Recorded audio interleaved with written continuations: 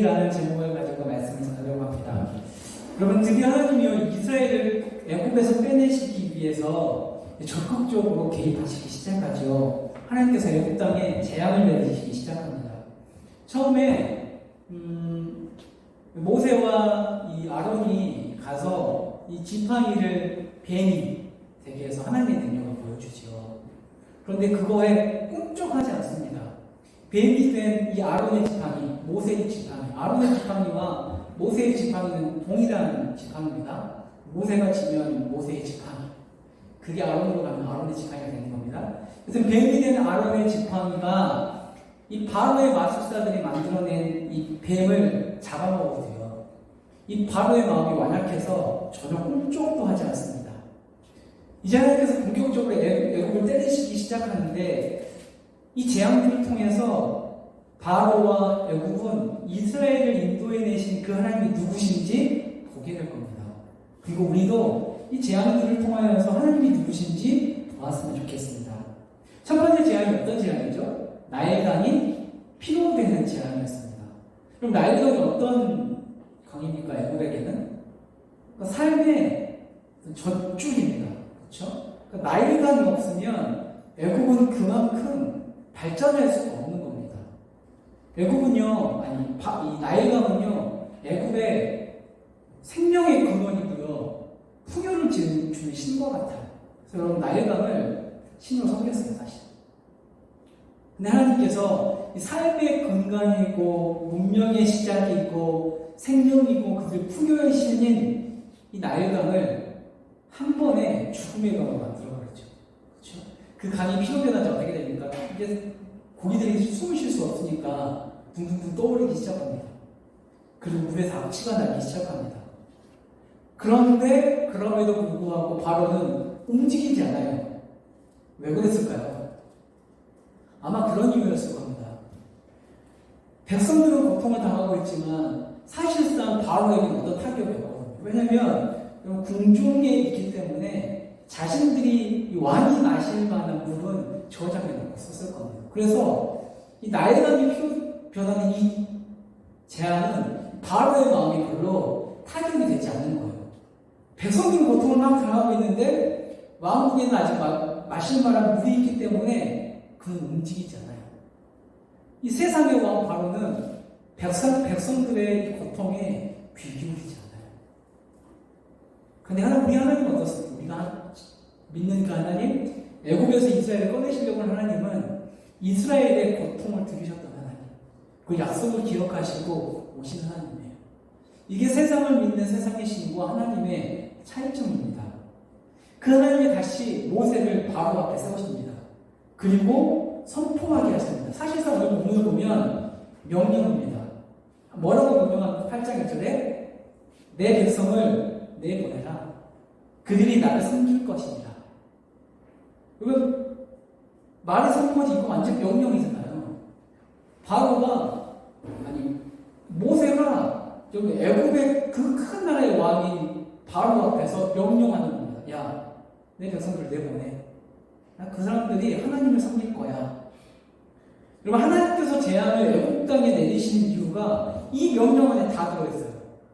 그렇죠? 하나님이 단순히 이스라엘을 애굽에서 빼내는 것, 그게 궁극적인 목표가 아닙니다. 애굽에서 빼내서 그들을 하나님을 예배하게 하는 하나님의 백성으로 만들기 위한 겁니다. 그리고 이스라엘을 빼내는 그 과정에서 하나님은 굉장히 계획적으로 그 재앙을 내리셔요. 여러분, 나일강을 피로 물들게 하는 것, 그리고 오늘 본문에 등장하는 개구리 재앙도 다 계획가 되어 있어요. 하나님을 예배하는 이스라엘 백성들, 그렇죠? 하지만 반면에 애굽이 섬기고 있는 그 신들이 얼마나 무능력한 신들인지 이 재앙을 통해서 계획적으로 하나님이 드러내셔요. 야, 내가 이스라엘을 빼내려고 하는 내가 너희가 섬기는 신보다 얼마나 월등한지 보여줄게. 그 이야기를 하는 거예요. 애굽도 보고 바로도 보고, 그리고 이스라엘 백성들도 그것을 보게 하시는 겁니다. 여러분, 두 번째 재앙이 개구리 재앙이에요. 오늘 개구리 재앙이 어떤 재앙이냐면 나일강에서 갑자기 많이 생겨서 바로의 궁과 침실, 안방, 그 침상, 침대까지 올라가고요. 신하의 집, 백성들의 화덕, 떡반죽 국에 들어가서 샤워할 겁니다. 여러분, 지능투성이인 개구리가 밀가루에 들어가서 이렇게 막 몸부림친 그 밀가루를 가지고 빵을 만들 수는 있겠습니까? 생각만 해도 징그럽죠. 근데 징그러운 게 재앙이 될 수 있을까 싶은데, 여러분, 이렇게 한번 상상을 해보시죠. 자려고 누웠는데요. 제가 확 누웠어요. 그냥 너무 피곤해서 확 눕혔거든요. 근데 침대에 개구리 한 서너 마리가 있었던 겁니다. 어떻게 됩니까? 내 몸무게에 개구리가 짓눌려 죽는 겁니다. 그런 일이 없었겠습니까? 있었을 거예요. 근데 여러분, 그 어릴 적에 시골에는 비가 내리면 비가 막 오잖아요? 그러면 도로변에 항상 있었던 게 있어요. 뭐냐면 개구리 시체. 혹시 여러분 보셨어요? 의형제도 많이 봤죠? 시골에 있었잖아. 여러분 못 보셨어요? 시골에 형제 알죠? 비 오는 날 개구리 시체가 진짜 많죠.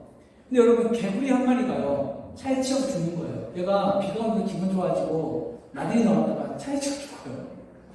그런데 여러분 한 마리가 죽었거든요.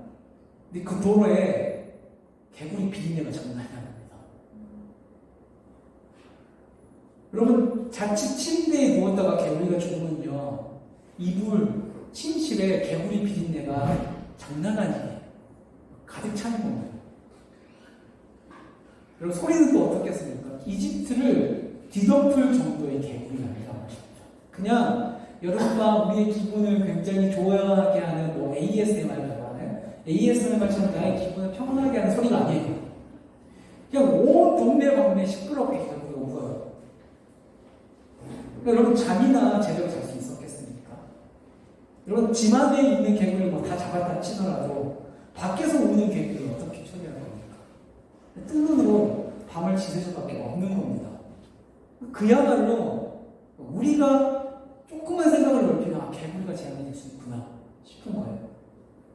근데 여러분 사실 이 개구리가 많은 거 있잖아요. 사실 그 당시에 애국 사람들은 복이라고 여겼어요.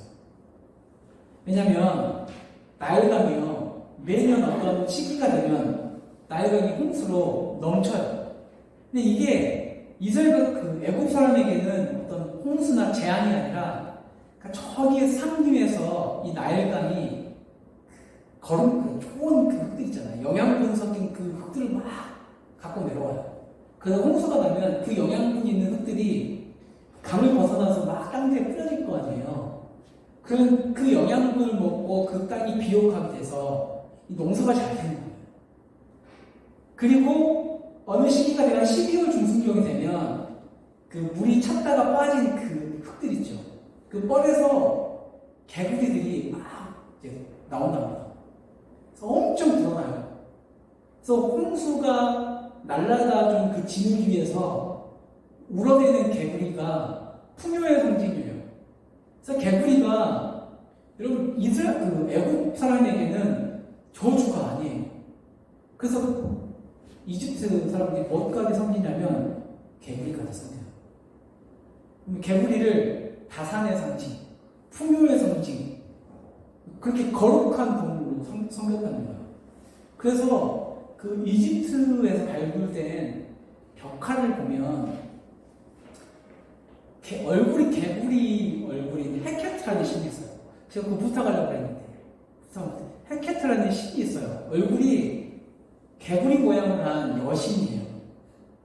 그러니까 이 헤케트라는 여신이 어떤 것까지 하냐면 산모가 아기를 낳을 때 도와주는 신. 그러니까 풍요 아이를 낳는 것 다산의 상징.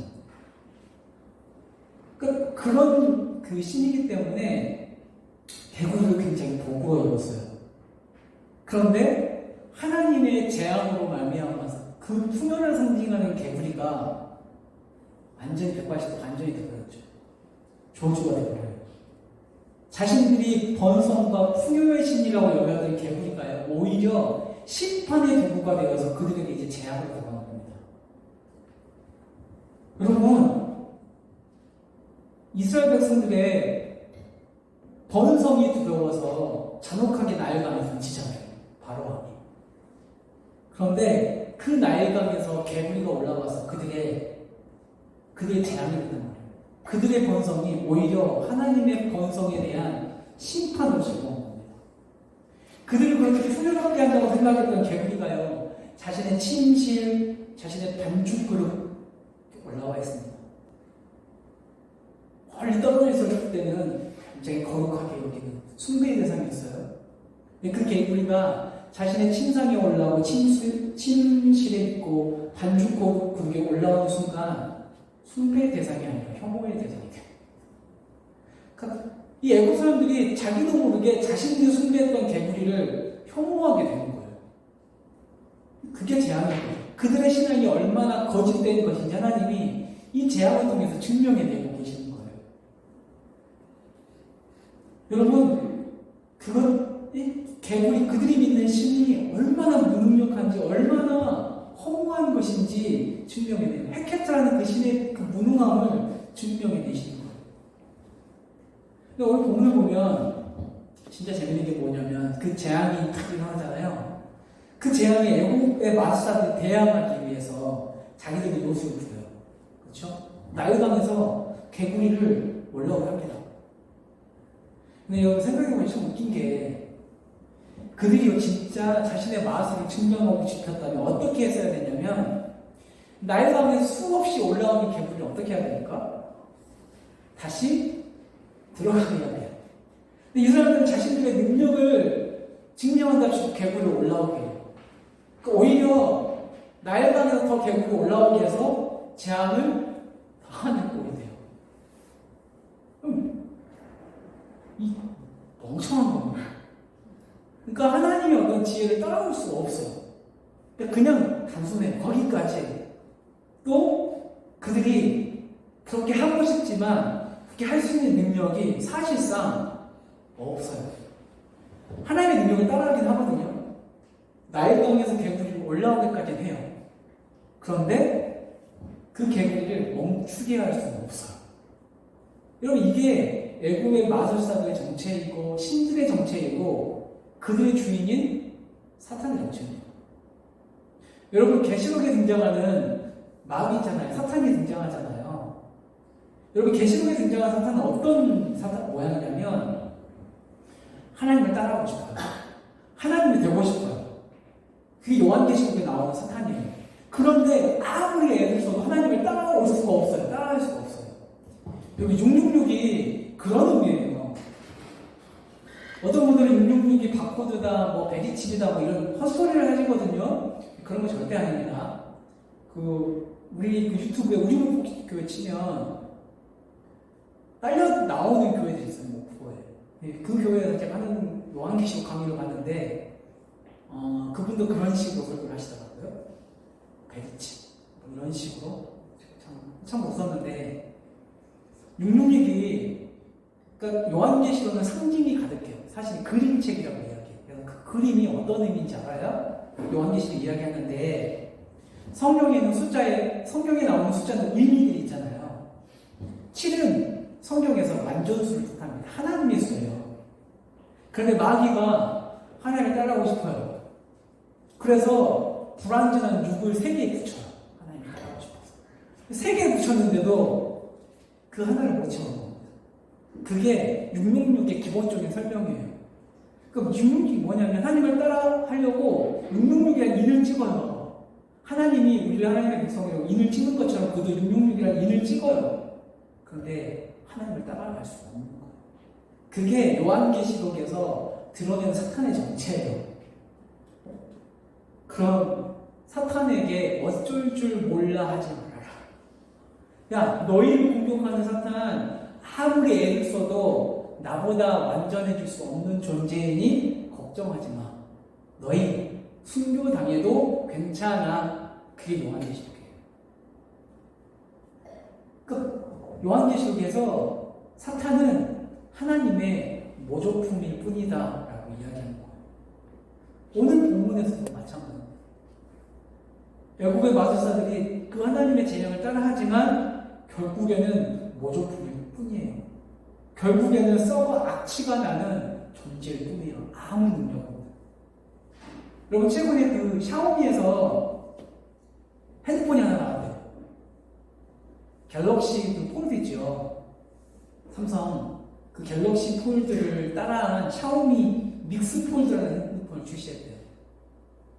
근데 이게 그 샤오미 그 핸드폰 광고가 갤럭시 폴드 광고 그것까지 완전 다 카피야.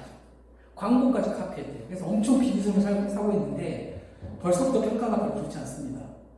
특히 이 폴드 이렇게 폴더 되는 이 제품은 뭐가 핵심이냐면 일단은 그 화면 액정의 그 뭐라고 그러죠? 단단한 그 휘어져도 다시 원상복구되는 특히나 이 접혀진 그 주름 있잖아요. 주름을 해결하는 방법이거든요.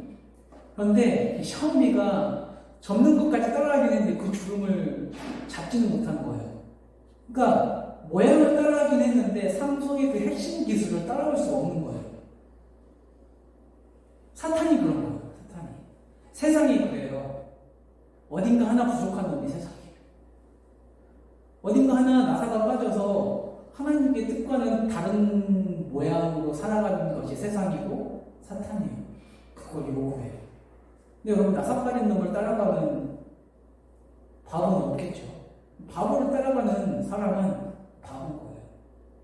여러분 나사 빠진 하나 부족한 그 세상을 따라가는 우리가 되지 않았으면 좋겠어요. 모조품을 따라가는 사람은 진짜 답이 없어요.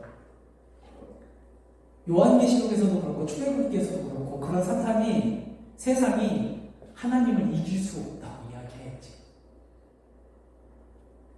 그리고 개구리들이요 바로의 꿈과 침실을 점령합니다. 침상 위에까지 올라옵니다. 바로가 실질적으로 자신에게 피해가 오죠. 그때서야 마지못해서 나 이스라엘 이렇게 약속합니다. 처음으로 바로가 이 하나님의 실체를 인정하고요. 뭐라고까지 하냐면 야 너희 여호와 하나님께 간구해서 개구리를 좀 떠나게 해달라고 부탁까지 합니다. 근데 여러분 바로는 거기까지예요. 그가 진심으로 신앙인이 됐거나 하나님을 두려워한 게 아니고 그냥 그 상황을 모면하고 싶은 거. 아무도 이 상황을 보면서 바로가 진짜 신앙이 된다고 이야기하는 사람 한 명도 없습니다. 그 바로의 요구를 듣고요 모세가 기도하니까 하나님이 개구리를 물러가게 합니다. 그렇죠? 개구리들이 집에서 마당에서 밭에 있던 개구리들이 다 밖으로 나와서 죽습니다. 애국 땅에 악취가 가득했다고 기록하죠. 그리고 그 악취가 점점 사라지고 바로가 숨쉬고 구멍이 생기자 그가 어떻게 됩니까? 다시 마음이 완강하여져서 말을 바꿔버립니다. 여러분 바로는요 하나님을 인정하긴 했지만 여전히 그의 결정 기준은 뭡니까? 하나님이 아니에요. 그렇죠? 자기의 아니에요. 아니. 그렇죠? 여러분 하나님에 대해서도 그런데 그가 풍요의 신이다. 그렇죠? 다산의 신이다라고 소개했던 그 헤케트라는 신, 나일다 수많은 신들을 대할 때 그의 모습은 어떻겠어요? 그의 진심은 똑같았을 겁니다. 그가 섬기는 신들에게 진심으로 충성했을 리 없습니다. 그가 신의 아들이라고 말한 이유가 뭡니까? 그의 왕국을 유지하고 싶어서. 나 신의 아들이니까 니들 건들면 큰일 나. 그 이야기하고 싶어서 신의 아들이라는 별명을 붙인 겁니다. 로마의 황제가 그랬고. 여러분, 그냥 신들은요, 바로 이제 신들은요, 그냥 복 가져다 주는 자판기예요. 바로는 오직 자신의 나라와 자기의 권세를 위해서 신들을 사용했을 뿐이에요. 그건 여러분, 물이 피가 되어서 백성들이 막 힘들어하고 있는데도 까딱하지 않았던 이유는 거기에 있습니다. 근데 여러분, 그 바로의 모습 가운데 우리의 모습이 있잖아요. 그렇죠? 뭔가 어려운 게 있을 때요, 침상 위에까지 막 개구리가 올라와서 막 죽을 것 같고요, 막 개구리가 죽어서요, 막 악취가 나서 숨을 쉴 수 없는 상황이 당할 때, 내가 숨도 쉴 수 없을 상황이 겹쳤을 때는 하나님을 막 불러요. 하나님께 간구해야겠다. 하나님 이름을 막 불러요. 하나님, 내가 하나님 필요합니다. 나를 도와주십시오. 그런데 악취가 조금씩 사라지기 시작하고 내 삶 가운데의 어려움이 조금씩 사라지기 시작할 때에 숨쉬는 구멍이 조금씩 생기기 시작하면 바로가 마음을 바꿨던 것처럼 말을 바꿨던 것처럼 우리가 그래요. 근데 여러분 하나님의 이름을 부른다고 해서 하나님의 백성이 아닌 거죠. 우리는 어떻습니까? 침상에서 하나님의 말씀 묵상해요. 하나님의 말씀이 침상까지 올라온 것 같아요. 그런데 침상까지 올라온 그 말씀이 나의 마음을 점령하지 않는다면, 나의 생각을, 나의 행동을 점령하지 않는다면 결국 우리도 바로와 같은 겁니다. 바로가 그렇잖아요. 여러분, 세상이 하나님을 경외하지 않아요. 그런데 그 태도와 그 마음이 우리에게도 있을 수 있다는 겁니다. 지금 예배하는 우리의 모습. 그렇죠. 예배할 때 우리의 모습만 보아도 우리가 하나님을 어떻게 대하는가 대번에 알 수 있습니다. 또 내가 혼자 있을 때의 나의 삶이 어떤지, 그것이 내가 하나님을 어떻게 대하는지 대번에 알 수 있습니다. 애굽의 바로가 그 신들을 대하는 것처럼 우리도 그 신들, 하나님을 그렇게 대할 수 있다는 거예요. 그리고 하나님을 지금 모아두고 진짜 아무 쓸모없는 다른 것들을 나의 신으로 올려놓는 바보 같은 나사 하나 빠진 그런 행동을 할 수 있다는 겁니다. 여러분, 세상이 하나님을 경외하지 않듯이 우리가 그러지 않도록 주의해야 해요. 주의해야 해요. 결국 세상 사람들이 섬기는 신은 그 신을 경외하기 때문에 섬기는 것이 아니라 그들을 위해서 섬기는 거예요. 여러분, 하나님을 업신여김으로 심판의 악취가 나지 않도록 마음을 돌리십시오. 하나님을 경외하는 마음을 회복하십시오. 이번 한 주 여러분의 삶 가운데에 경외해야만 하는 그 하나님을 만나는 한 주가 되었으면 좋겠습니다. 그리고 세상 쓸모없는 하나님보다 못한 다른 것들은 내 침상에도, 내 마음에도, 내 생각에도 올라오지 않도록 막아내는 여러분들이 됐으면 싶습니다. 기도하겠습니다.